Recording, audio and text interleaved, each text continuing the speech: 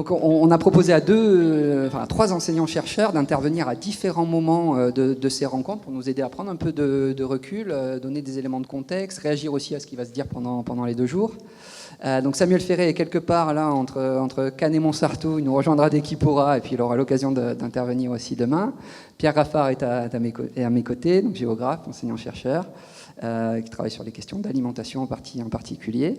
Et donc je vais tout de suite te laisser la parole pour une première mise en perspective de ces rencontres. Comment tu les vois? Ce que tu peux aussi nous dire à partir de tes travaux. Merci beaucoup Julien. Alors je sais pas, soit je reste debout, soit je m'assois là, mais là ça fait un petit peu. Oui, assis tout seul, peut. Voilà, assis tout seul devant vous, ça faisait un petit peu Père Castor va vous raconter une histoire. Donc bon, ça va, Julien est à côté de moi, donc je me sens un petit peu moins seul comme ça. Alors vraiment, je suis. Je pense que c'est une phrase que vous entendez tout le temps, je suis ravi d'être à Montsartou, etc. Mais là, vraiment, c'est vrai. C'est vrai dans le sens où les initiatives portées à Montsartou, moi, ça fait plus de 15 ans que je m'y intéresse. J'avais eu la chance et l'honneur d'écouter Gilles à Nantes, il y a plus de 15 ans, dans une conférence où il présentait le projet Montsartou. Et puis, de fil en aiguille, j'avais continué à m'y intéresser. Et Gilles, je ne sais plus, il doit y avoir 3-4 mois, j'ai eu la chance d'être invité sur France Inter, et alors là, j'ai eu une chance, mais c'était un hasard total, de parler de Montsartou. C'était une émission sur le local, et j'ai dit, Montsartou, c'est un petit peu l'exemple que tout le monde voudrait faire. Et là, qu'est-ce qui se passe ? 2 heures après, je reçois un message de Gilles via LinkedIn en me disant « Ah c'est super, il faut absolument que tu viennes à Montsartou ». Donc voilà, me voici, je suis là avec vous aujourd'hui et c'est vraiment avec joie que je suis là. Donc je remercie bien sûr Gilles pour son invitation. Merci à l'ensemble du comité d'organisation de me donner la possibilité d'être ici et puis de voir de mes yeux, parce que je parle beaucoup à mes étudiants, dans des conférences, même à des entreprises agroalimentaires de Montsartou, et là je vais enfin pouvoir voir de mes yeux concrètement à quoi ça ressemble. Alors moi, comme l'a dit Julien, je suis géographe, c'est-à-dire que j'ai une thèse en géographie, ça remonte maintenant, et comme beaucoup de chercheurs, je me suis intéressé au départ à un sujet qui n'intéressait que moi, c'est-à-dire la manière dont les migrants mangeaient à Istanbul. Alors, vous inquiétez pas, je ne vais pas vous parler d'alimentation turque aujourd'hui, vous inquiétez pas, mais de fil en aiguille, bien sûr, j'ai commencé à m'intéresser aussi à la dimension plus géopolitique de l'alimentation. Donc comment est-ce que l'agriculture et l'alimentation créent des rapports de force ou de collaboration entre des acteurs sur des territoires? Alors cette définition, elle n'est pas de moi, elle est d'un géographe très célèbre qui s'appelle Yves Lacoste, qui a été un des premiers promoteurs de la géopolitique autour des années 70.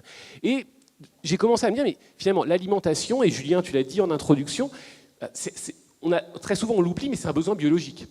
C'est-à-dire que tout ce temps qu'on est ici, on mange au minimum 2-3 fois par jour.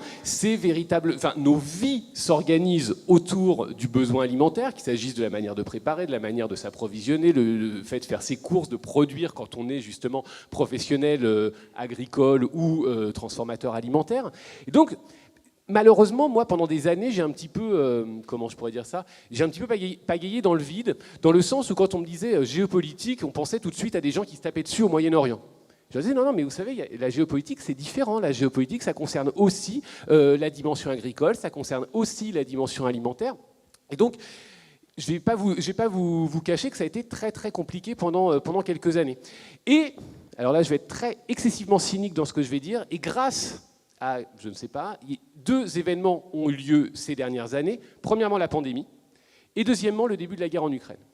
Et là, d'un coup d'un seul, on s'est rendu compte que le fait d'avoir des rayonnages particulièrement abondants qui parfois étaient remplis de produits n'était pas une donnée presque divine, mais était bien le fait, le résultat de l'action d'hommes et de femmes qui produisent, qui transportent, qui transforment, qui commercialisent, etc. Et donc, on s'est rendu compte que notre alimentation quotidienne, qui était une sorte d'impensé pendant des années, alors on pourrait dire merci au modèle, au système alimentaire qui s'est créé post-Seconde Guerre mondiale et qui nous a permis d'accéder à une certaine forme de sécurité alimentaire, notamment je parle des pays occidentaux, on pourrait vraiment nuancer dans beaucoup de régions de la planète. Mais on s'est rendu compte que ce qui était un impensé nous est revenu en plein visage comme une sorte d'effet boomerang. Et on s'est dit, mais finalement, autour de nos verres, autour de nos assiettes, il se cache des enjeux éminemment politiques, éminemment économiques, éminemment culturels et éminemment sociaux. Et comme si ce n'était pas suffisant, et c'est un petit peu là-dessus que je travaille allez, pour être tout à fait honnête, depuis la pandémie, on s'est rendu compte que notre planète alimentaire, que nos systèmes alimentaires, ils étaient de plus en plus sous contrainte. Alors, contrainte au pluriel. Et la première contrainte qui me vient à l'esprit, bien entendu, c'est la contrainte environnementale. Alors, vous êtes un public déjà conquis à ces questions-là, donc je pense que je n'ai pas besoin de vous expliquer en quoi le changement climatique impacte nos systèmes alimentaires et nos pratiques de consommation. Mais je me souviens, il n'y a pas si longtemps que ça, bon, ça remonte un petit peu, hein, je commence à avoir des cheveux blancs sur les tempes, mais moi, quand j'étais étudiant, donc j'ai étudié à Paris, nul n'est parfait, et j'ai eu des cours sur l'agriculture, sur la géographie de l'agriculture, sur la géographie de l'alimentation, mais la question environnementale, vous voyez, c'était à la fin, la dernière séance, la dernière demi-heure, on nous avait expliqué plein de choses très intéressantes, hein, là n'est pas la question, et tout à la fin du semestre, juste avant le partiel, on nous disait, mais peut-être avec un début de changement climatique, il va peut-être falloir le repenser. Bon, mais ça s'arrêtait là, et puis le cours s'arrêtait, nous on n'écoutait déjà plus parce qu'on se disait, quelle va être la question du partiel ? Et donc, on passait un petit peu ces questionnements à l'as. Et il me semble que cette question environnementale, elle ne doit pas être la queue de la comète, mais au contraire, elle influence l'ensemble de l'analyse, de la compréhension et de la lecture de nos systèmes alimentaires aujourd'hui. Donc, donc cette première contrainte, c'est bien sûr une contrainte environnementale. Et ces contraintes, alors, on pourra en discuter pendant 2 jours, mais bien sûr, ne vous inquiétez pas, Julien, je ne vais pas prendre 2 jours pour parler de ça. Elle me semble pouvoir être synthétisée à partir d'une question globale qui est comment nourrir une population en augmentation, si on prend l'échelle globale, avec de moins en moins de ressources, disponibles. Et quand je parle de ressources, bien entendu, je considère toute la polysémie du terme de ressources. Ressources en eau, ressources foncières, ressources énergétiques, ressources fossiles, mais aussi ressources de main-d'œuvre. Parce qu'on entend très souvent, notamment dans la bouche de certains responsables politiques, oui, alors on va faire des PAT, on va aider l'alimentation locale. Mais avec quelle main-d'œuvre, avec quel professionnel? Comment est-ce qu'on va faire pour redonner envie aux jeunes, comme le disait Julien, de passer, j'ai noté sur mon petit, de passer 50 à 70 heures par semaine pour une rémunération quand même très très faible à mon sens. Donc, première contrainte environnementale. Et cette contrainte environnementale, elle percole l'ensemble de nos systèmes alimentaires et elle a des conséquences à toutes les échelles. Le deuxième type de contrainte qui me semble important, c'est ce que j'ai appelé, moi, le retour, entre guillemets, de la géopolitique. Alors, la géopolitique, elle n'a jamais disparu. Hein. Le fait qu'il existe des rapports de force ou de collaboration entre des gens sur des territoires, ce n'est pas quelque chose de nouveau. Mais en Europe, en France, même en Occident, on a eu tendance à l'oublier. On se dit, bon, la géopolitique, c'est quelque chose qui est aux marges de nos sociétés. Et donc, finalement, on peut faire l'économie d'en parler. Alors qu'au contraire, non.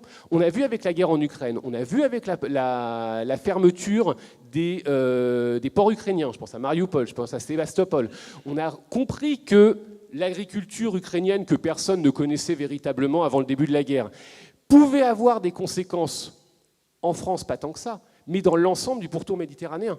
Je pense à un pays comme l'Égypte, je pense à un pays comme l'Algérie, je pense à des pays comme un pays en guerre en ce moment comme le Yémen, dont une immense partie de la consommation de blé dépend justement des importations de blé ukrainien. Donc on a pris conscience d'une part de la dimension incroyablement stratégique de l'agriculture et de l'alimentation. On a pris aussi conscience, alors c'est pas à vous que je vais dire ça, mais de la globalisation et de l'interconnexion des systèmes alimentaires, ce qui est plutôt, je suis pas totalement, négatif par rapport à ça. Hein. Avoir des marchés ouverts, pourquoi pas, ça peut être quelque chose d'intéressant. Mais ça pose aussi tout un ensemble de questions de plus en plus importantes et de plus en plus stratégiques. Et là encore, j'insiste bien, à toutes les échelles. Et enfin, dernier, parce qu'on m'avait dit un quart d'heure, j'essaie de respecter scrupuleusement le temps. Donc, première contrainte environnementale, deuxième contrainte géopolitique, et troisième contrainte, c'est là où je vais peut-être plutôt prendre ma casquette de chercheur en sciences sociales, une évolution des consommations. Et quand je parle d'une évolution des consommations, ne me faites pas dire ce que je n'ai pas dit, je n'utiliserai pas le mot de tendance. Je ne suis pas un spécialiste de marketing et je ne veux surtout pas l'être. Je me fiche de savoir si 2024 va être l'année du curcuma, du bubble tea ou je ne sais pas, donc des espèces de tendances temporaires. Moi, ce qui m'intéresse, c'est vraiment les évolutions structurelles, les transformations, les mutations dans ce qu'on appelle les scripts de consommation. Et on se rend compte de plusieurs choses. Alors là, c'est un petit peu un catalogue à la Prévert, je m'en excuse, mais pendant les discussions, pendant les ateliers, pendant les pauses, si vous avez des questions, n'hésitez pas, hein, je suis bien sûr à votre entière disponibilité pour aller plus loin. Cette évolution des consommations, elles sont multiples. La première, on va être simple, on en entend parler, c'est vraiment une petite musique qui s'inscrit de plus en plus, c'est en rapport avec l'inflation. On a tous envie, bien entendu, de manger une alimentation de qualité, une alimentation locale, une alimentation tout ce que vous voulez, mais quand même, la variable coût a vraiment une importance particulière. Alors moi, je suis parisien, c'est très très drôle quand vous êtes à Paris, donc au centre de Paris, des gens qui ne savent même pas faire pousser des fraises, vous dire non, mais l'important c'est d'avoir des modèles locaux et des modèles bio. Oui, mais comment vous faites sur un plan économique et sur un plan financier? Pour beaucoup de foyers, c'est pas si évident que ça. Donner des orientations depuis le Café de Flore, bon, on fait mieux quand même. La deuxième chose qui me semble importante aussi à noter, c'est les évolutions des valeurs symboliques accordées à l'alimentation.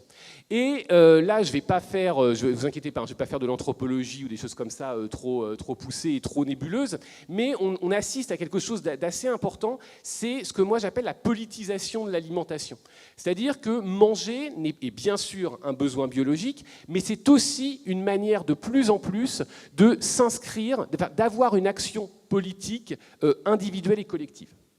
Et cette politisation, alors là je suis désolé, je vais mettre beaucoup de mots en sion à la fin, mais bon, je vais essayer d'être le plus clair possible. Cette politisation de l'alimentation, elle s'exprime aussi dans, alors ça concerne l'alimentation, mais pas uniquement, dans une individualisation de nos sociétés.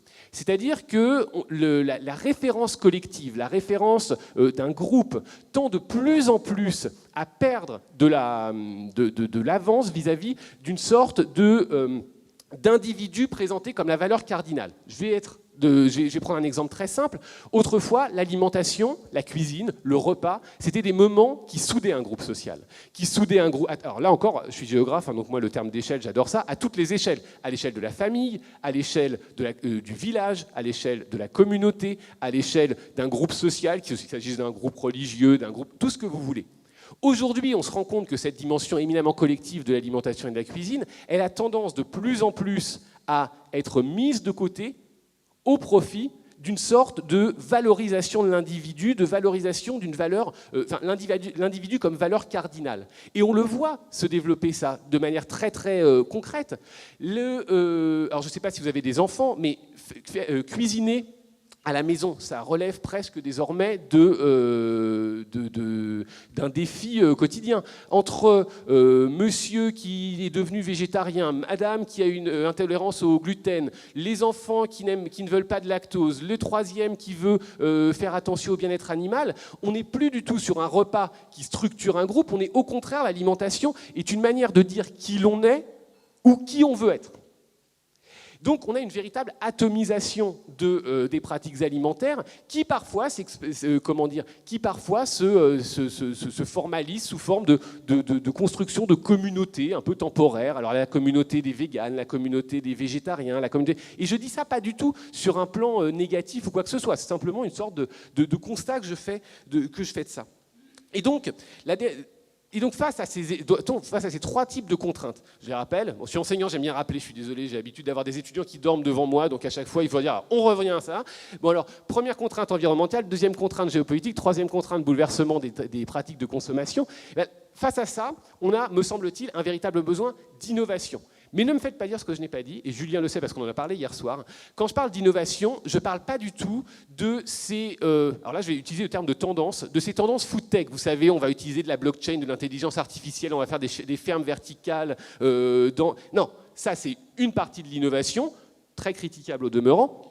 Mais quand on parle d'innovation en matière alimentaire, on touche à l'ensemble du spectre alimentaire. Monsanto, pour moi, c'est une innovation alimentaire incroyablement plus puissante que n'importe quelle viande végétale ou viande cellulaire. Donc, besoin d'innovation. Et parce que je sais que vous allez me dire, bon, les universitaires, ils sont gentils, ils disent des grandes choses, mais après, on aimerait bien avoir une dimension un petit peu plus pratique et opérationnelle.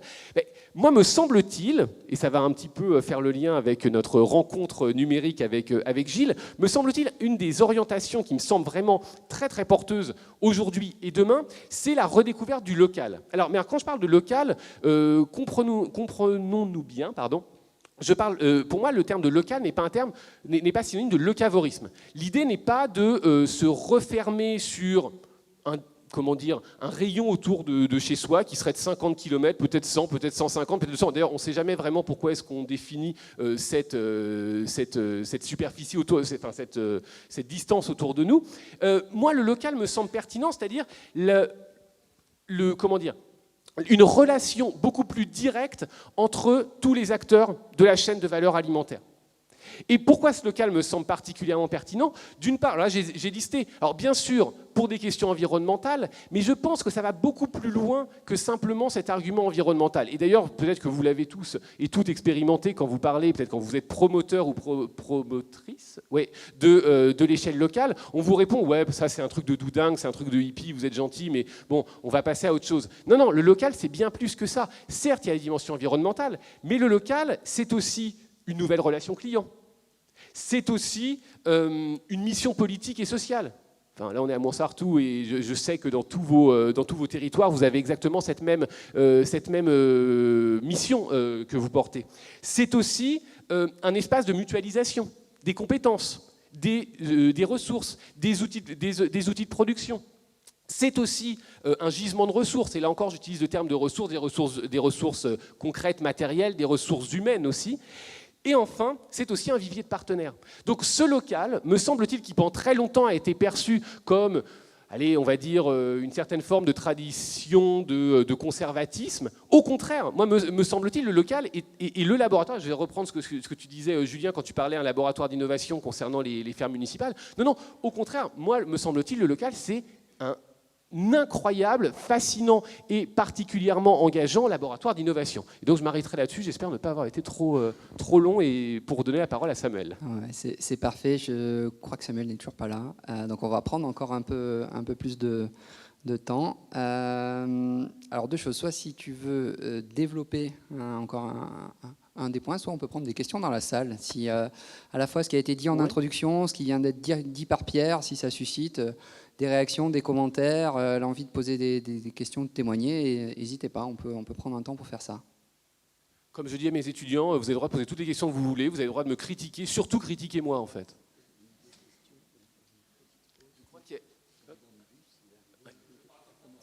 Moi j'entends, mais...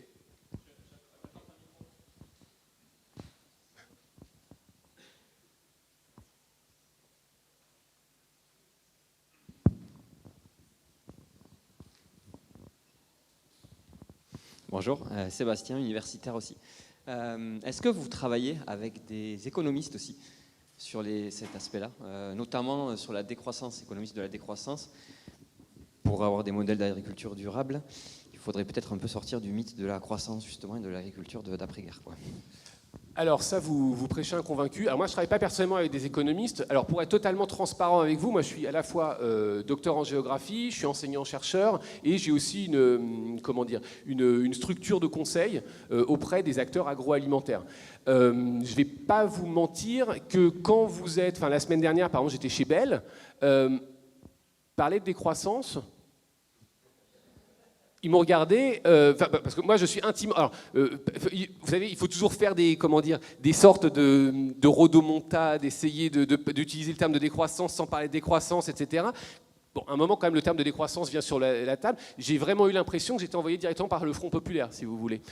Mais, ceci étant dit, et c'est ce qu'on disait hier soir, Julien, moi j'ai quand même l'impression chez les acteurs privés, il y a une véritable évolution des des représentations et des pratiques. Il y a quelques années, décider de faire une régie de promouvoir une ferme municipale, décider d'avoir des projets de développement locaux, etc., c'était perçu comme un moyen de remplir un rapport RSE à la fin de l'année, de ne pas avoir de problème et d'avoir les budgets qui étaient prolongés pour l'année suivante. J'ai quand même l'impression qu'il y a une évolution, alors certes, qui mériterait d'être plus rapide, mais une évolution des mentalités, et on se rend compte quand même que certains des projets qui sont menés sont relativement honnêtes. J'insiste quand même sur l'adverbe. Mais bon, j'ai l'impression, après je ne vais pas vous cacher qu'il y a quand même une inertie chez certains acteurs, surtout chez des structures assez lourdes, et les mutations ne se font pas tout de suite. Mais après, si vous me posez la question à moi, Pierre Raffard, je pense que le terme de décroissance, alors peut-être qu'il faudra le marketer un petit peu mieux et enlever le terme de décroissance qui est très orienté, enfin qui croit être orienté politiquement, mais je vois mal comment est-ce qu'on peut faire l'économie de cette réflexion quand on parle de mutation des systèmes alimentaires. Est-ce qu'il y a une autre question dans la salle? Un témoignage, une réaction?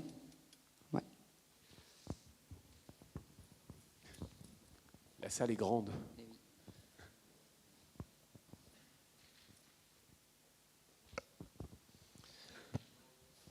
Bonjour, Claudio de Ferme d'Avenir. Pourquoi leur parler de décroissance? Pourquoi ne pas leur parler tout simplement de rentabilité? Parce que quand le prix des intrants est multiplié par 3 ou quand le prix des containers est multiplié par 10, au bon vouloir de certains armateurs, ça ils comprennent en fait qu'il y a d'autres modèles plus sobres qui en fait sont plus efficaces et plus rentables. Mais rentable à quel pas de temps? Parce que je suis tout à fait d'accord avec vous. J'avais rencontré des clients, ils me parlaient de leur projet et ils me disaient non mais nous on a un vrai projet à long terme. Alors moi, ayant lu Brodel, je me suis dit long terme, c'est au moins, je sais pas, 10 ans quoi. Le long terme, c'était 18 mois. C'est-à-dire qu'en fait, on a dans certaines structures, ce qu'on appelle le long terme, c'est 18 mois. Et donc, le long terme, avoir un projet à long terme, c'est là très très rare. Mais donc, ça veut dire qu'on a, enfin moi, ce que je peux voir, et j'espère qu'il y a des gens qui vont peut-être infirmer ce que je dis, et j'espère, hein, donnez-moi un peu d'espoir. Mais j'ai l'impression que l'horizon d'action dépasse rarement 10 mois. Allez, 1 an, allez, 12 mois, soyons larges. Et quand on a le malheur d'évoquer des termes de décroissance, même sur un plan purement économique, en disant mais in fine, vous vous y retrouverez.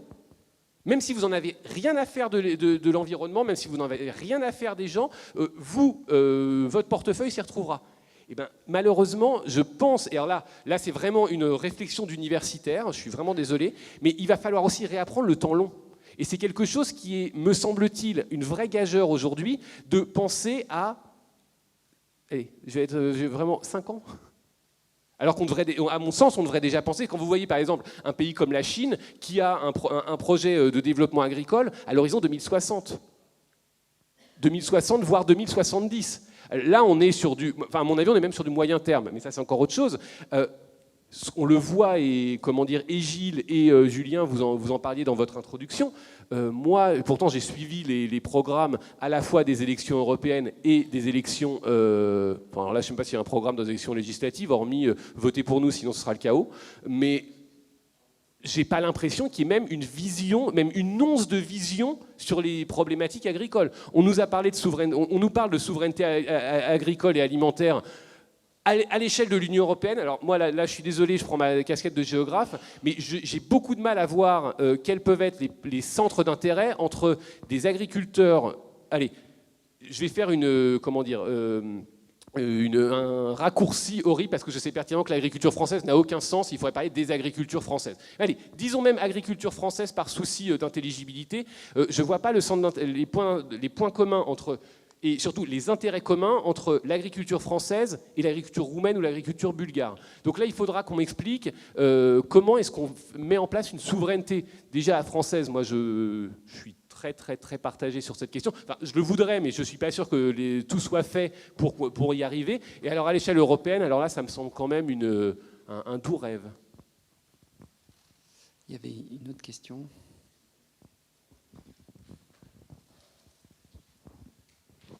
Oui, merci.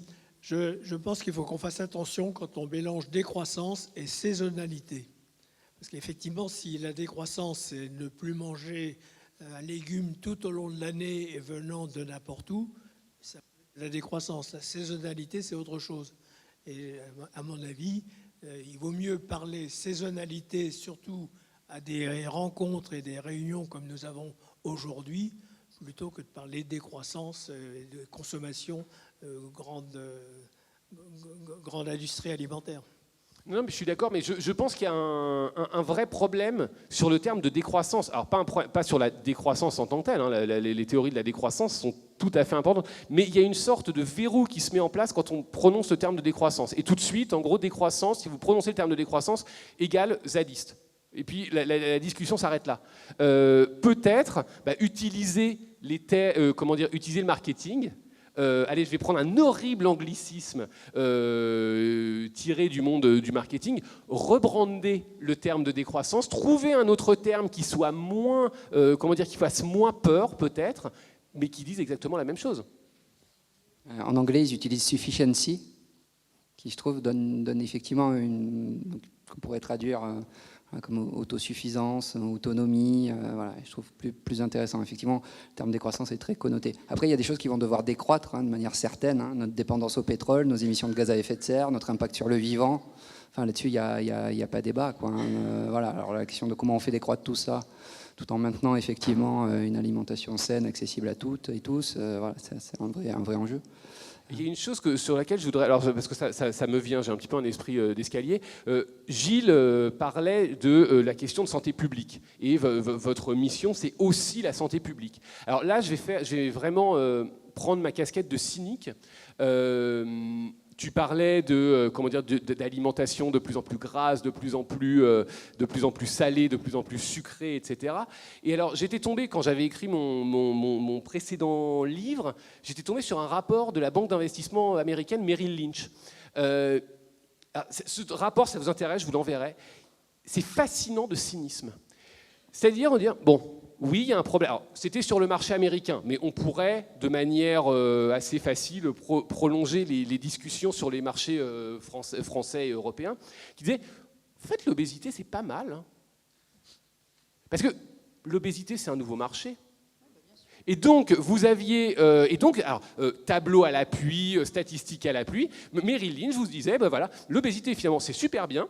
L'alimentation ultra transformée, c'est super bien parce que ça vous permettra, parce que ça représente à l'horizon, alors je crois que ça devait être 2021 ou 2022, c'est un marché juste aux États-Unis de plus de 15 milliards de dollars et qui va être amené à se développer. Alors quand je parle d'un marché de 15 milliards de dollars, ça va être par exemple des compléments alimentaires, ça va être tout ce qui est compléments alimentaires, mais aussi des régimes personnalisés, ça va être des salles de sport, ça va être des choses comme ça, vous voyez. Donc si vous prenez le regard inverse, si on essaie de penser contre nous, mais finalement l'obésité c'est vraiment super. L'obésité, c'est des parts de marché à conquérir. Alors bon, je dis ça bien sûr de manière volontairement cynique et volontairement provocatrice, mais moi ça m'avait étonné en lisant ce rapport-là. Donc gardez-le aussi dans un coin de votre tête. Parfois, ce qui nous semble être problématique ne l'est pas pour tout le monde. On va faire une première pause. On va vous...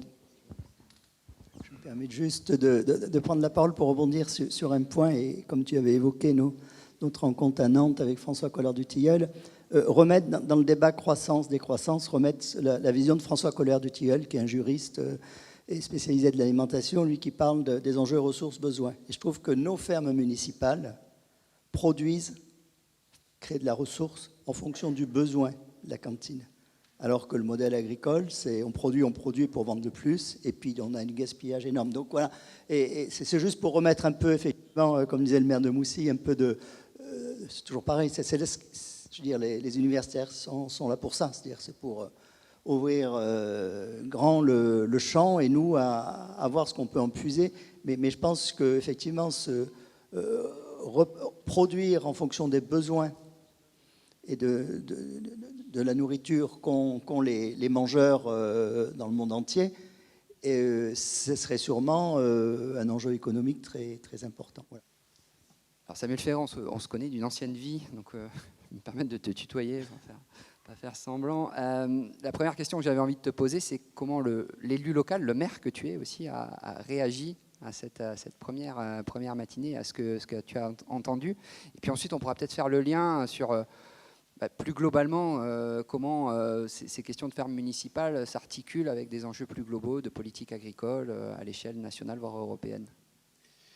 Bonjour Julien, merci pour l'invitation Gilles et Julien, désolé pour le retard à mon arrivée ce matin. Ma première réaction en tant qu'élu d'une commune rurale, alors je viens d'une commune rurale du sud de la Bretagne, donc 1800 habitants dont je suis maire depuis 2020.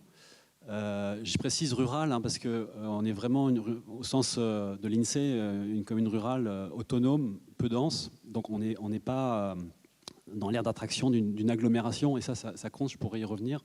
Donc une première réaction, c'est que ces éléments de discussion sont très familiers pour moi en tant qu'élu, en tant que maire, parce qu'on a engagé des projets dans ce sens, c'est-à-dire premièrement comment municipaliser la régie alimentaire pour non seulement les écoles de la commune, mais au-delà, entre plusieurs écoles de plusieurs communes avoisinantes.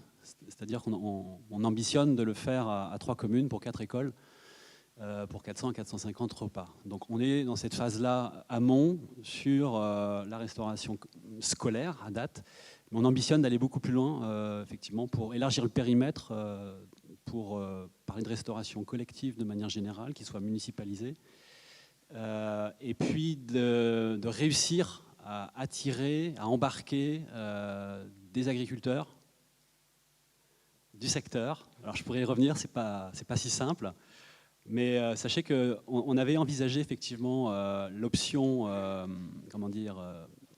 régie alimentaire, mais régie aussi alimentaire et agricole en amont, tout simplement parce que notre commune est propriétaire de parcelles agricoles. Donc, nous sommes propriétaires de 18 hectares. C'est peu et c'est beaucoup sur une commune qui fait 2000 hectares, dont plus de 90% sont dédiés à l'agriculture. Donc ça reste une piste, c'est un levier. Mais finalement, après avoir rencontré des producteurs locaux, pas forcément que de la commune, on a identifié, on a senti une volonté de travailler avec nous, en disant voilà, nous on peut travailler avec vous, on peut vous fournir, on a le potentiel. Donc on en est là et on avance dans cette direction. Donc voilà, moi ce sont des éléments très familiers, même si effectivement on n'en est pas à parler de ferme municipale. C'est une option parmi d'autres. On verra comment on avance dans les années qui viennent. Merci beaucoup. Tu es aussi un excellent connaisseur des politiques agricoles, à la fois nationales et européennes.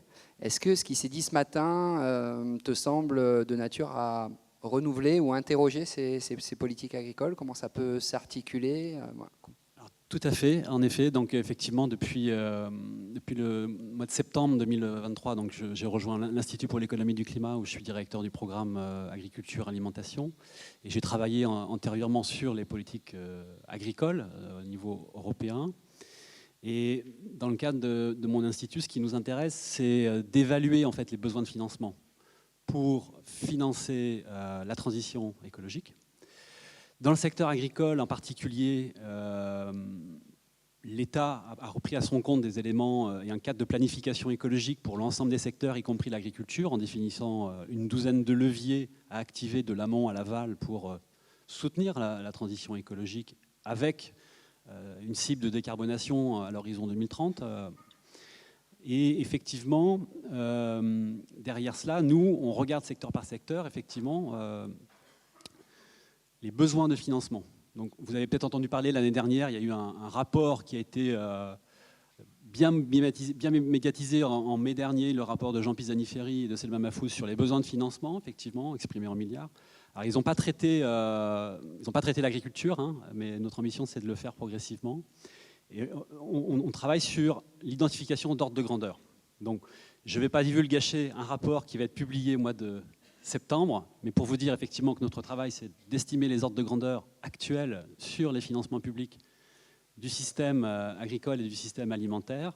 Mais par rapport à ce que disait Gilles juste à l'instant quand il parlait de la politique agricole commune, moi j'aime bien rappeler des ordres de grandeur, c'est-à-dire qu'en France en particulier, la Ferme France, elle touche annuellement un petit peu plus de 10 milliards d'euros de l'Union européenne via donc, la politique agricole commune. L'essentiel va aux agriculteurs au titre du soutien des revenus. Hein. Et puis il y a une part plus faible, on va dire 20-25%, qui va aller soutenir des actions de développement rural cofinancées par les régions, notamment pour accompagner un petit peu de transition écologique, mais il y a d'autres choses aussi à financer derrière.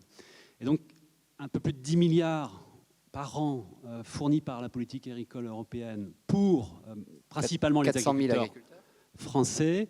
C'est à peu près l'équivalent en fait de ce que les collectivités en France injectent dans le système alimentaire français.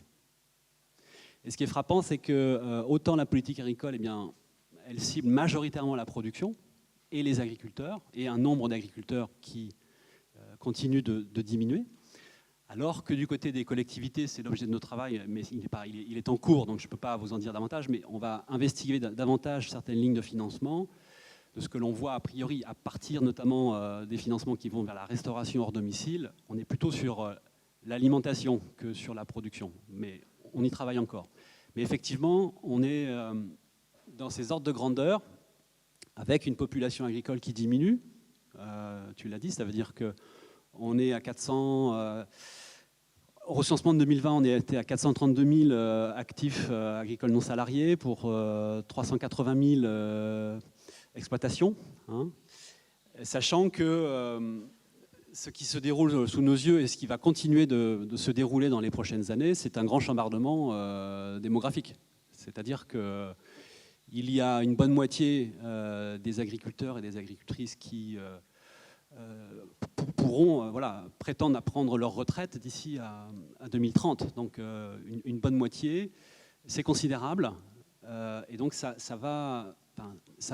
interpelle, ça doit interpeller les pouvoirs publics, quels qu'ils soient, pour organiser ou réorganiser la manière dont on va pouvoir continuer à se nourrir dans notre pays. Donc il y a un grand bouleversement démographique qui va fatalement nous amener, enfin tous les acteurs publics, à nous réinterroger sur la manière dont on réorganise le travail pour la production agricole et pour nous nourrir principalement.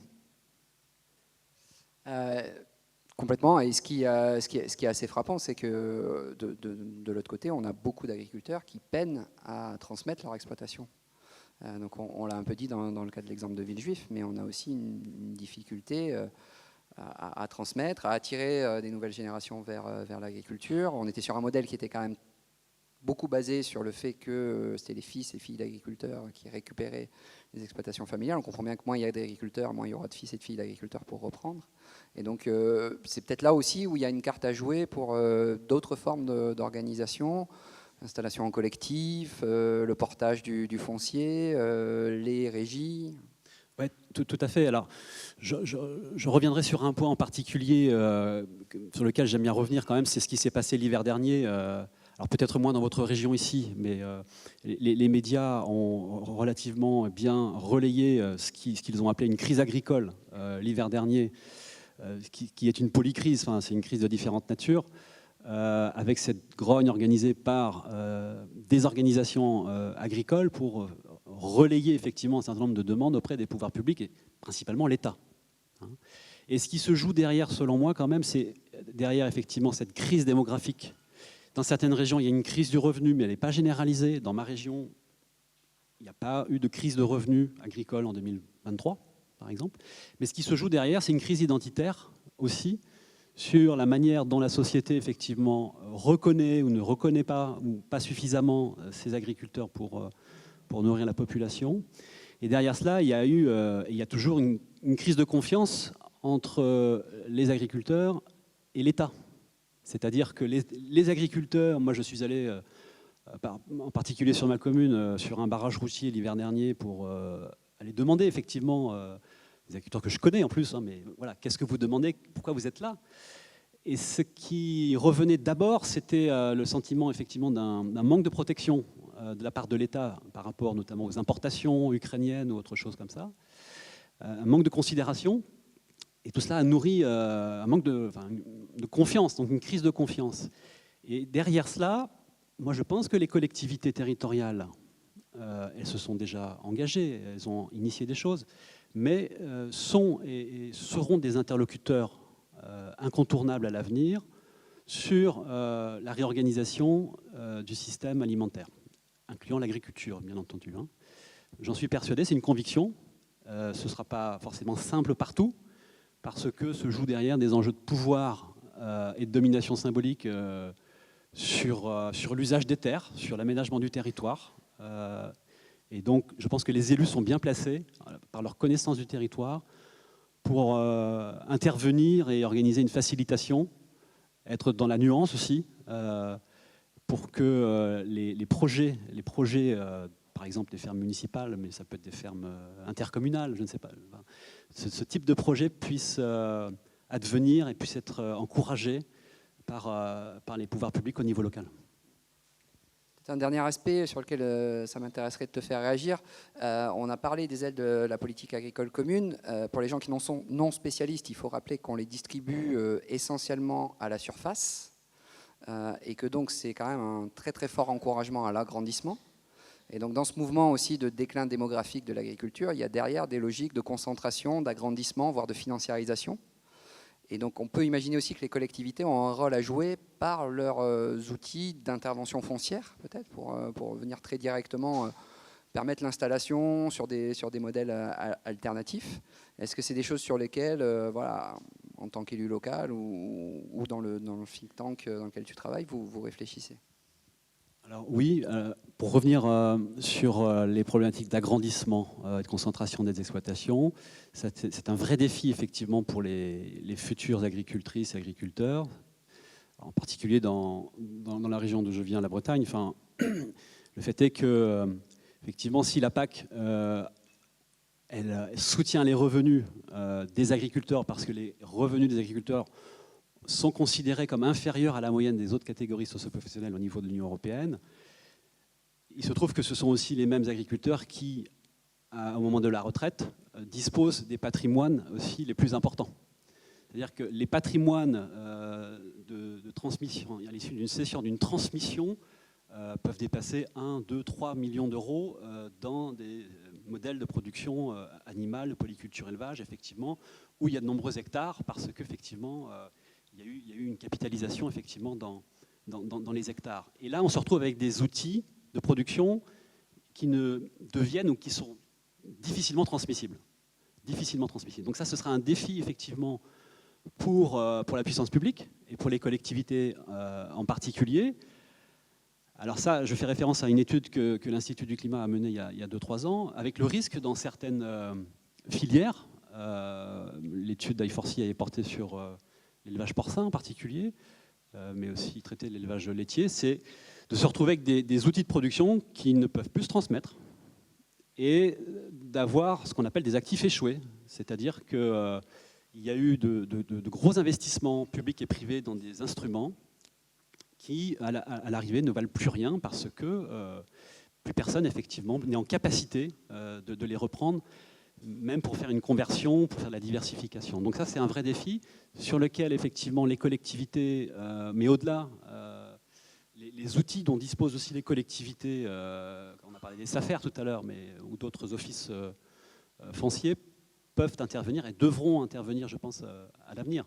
C'est-à-dire que si, historiquement, dans certaines régions, il y avait effectivement des tensions sur le marché foncier, la course à l'agrandissement étant encouragée par le carburant des aides de la politique agricole, sans plafonnement, eh bien, on verra comment effectivement ces dynamiques-là évoluent avec la crise démographique. C'est-à-dire que moi, dans ma région en particulier, dans certaines petites régions agricoles, du moins, ce ne sont pas les hectares agricoles qui vont manquer pour les futurs candidats à l'installation non plus. Donc il peut y avoir aussi un risque d'abandon d'hectares agricoles derrière cela. À charge pour les collectivités de pouvoir identifier effectivement les dynamiques en cours entre cédants et repreneurs, et tout en encourageant une diversité de projets qui jusqu'alors n'a pas toujours été encouragée dans les territoires avec les organisations agricoles.